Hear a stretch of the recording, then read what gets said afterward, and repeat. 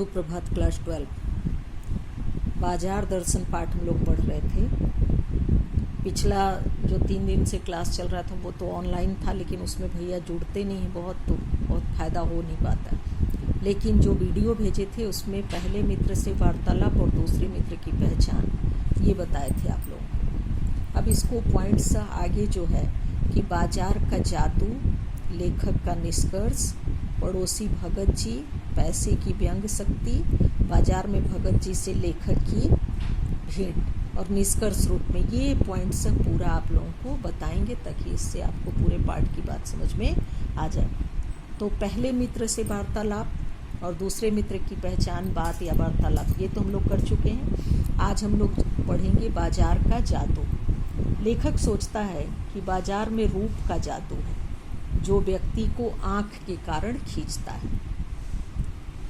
यह जादू खाली और भरी जेब दोनों पर चलता है, यानी जिनको खरीदना है उन पर तो बाजार का जादू चलता ही है, बल्कि जो लोग देखने वाले होते हैं उन पर भी बाजार का जादू चलता है। शर्त केवल यह है कि मन खाली या भरा हुआ हो। देखिए, ये बात बहुत अच्छी लेखक ने कही है कि कई बार हम मन की वजह से भी आँखों में, जैसे कई लोगों को लोग कहते हैं कि आँखों में ही भूख होती है, उनको खाना उतना नहीं होता है, लेकिन देख करके ही खाना ऐसा करते हैं जैसे उनको बहुत भूख लगी हो। वही स्थिति बाजार में भी है कि केवल ये देखना है कि आपके मन में क्या विचार चल रहा है, मन खाली है या भरा हुआ है।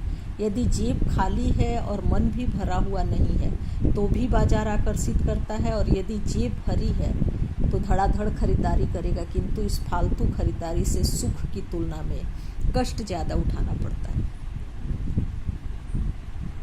फालतू खरीदारी की आदत से बाजार का जादू और ज़्यादा आकर्षित करता है, यानी जिनके पास पैसे हैं वो अनावश्यक बहुत सारे सामान खरीदते हैं, और ये अनावश्यक रूप से खरीदा हुआ सामान उनके लिए निश्चित रूप से नुकसान का कारण बनता है, यानी उनको परेशानी उत्पन्न करता है। और ऐसा लोग बाजार के जादू के कारण ही करते हैं। कई बार आप देखिएगा कि प्रचार के लिए, किसी भी अपने एक वस्तु के प्रचार के लिए कंपनियां करोड़ों करोड़ों रुपए खर्च कर देती हैं। वो करोड़ रुपए आखिर आते कहाँ हैं? वो उसी उत्पाद से वो कमाई भी करती हैं, और इस प्रकार वो जो प्रचार होता है उसके वशीभूत होकर के लोग उतनी खरीदारी कर लेते हैं।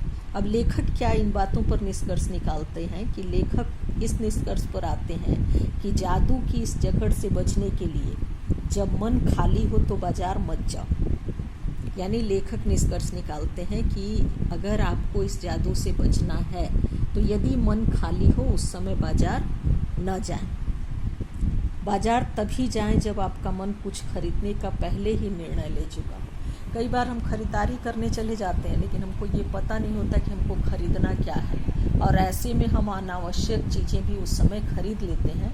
तो लेखक कहते हैं कि बाजार हम तभी जाएं, लेखक इस निष्कर्ष पर है कि बाजार हम तभी जाएं जब हम पहले से निर्णय ले चुके हों कि हमको खरीदना क्या है।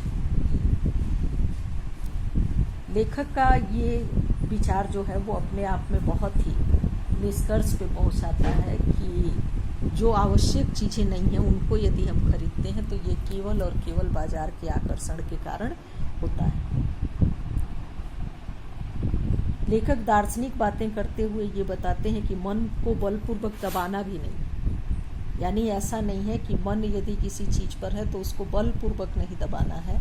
मनमानेपन की छूट मन को मत दो, किंतु मन की भी सुननी चाहिए क्योंकि मन का भी प्रयोजन है। देखिए, दोनों ही चीज़ें, एक तो कहते हैं कि मन को कभी भी मनमानी करने की छूट नहीं देनी, क्योंकि मन यदि नियंत्रण में नहीं है तो हम सही और गलत का निष्कर्ष नहीं कर पाते, और ऐसे में हम वो कार्य भी करते हैं जो हमारे लिए उपयुक्त नहीं है। तो ये बाजार का जादू और लेखक का निष्कर्ष, इसमें जितनी भी बात बताए हैं इससे आप अपने पाठ को भी पढ़िएगा। हम बिंदुशः आपको बता रहे हैं, आप पाठ को पढ़ने के बाद इतने से 10 प्रश्न बनाएंगे।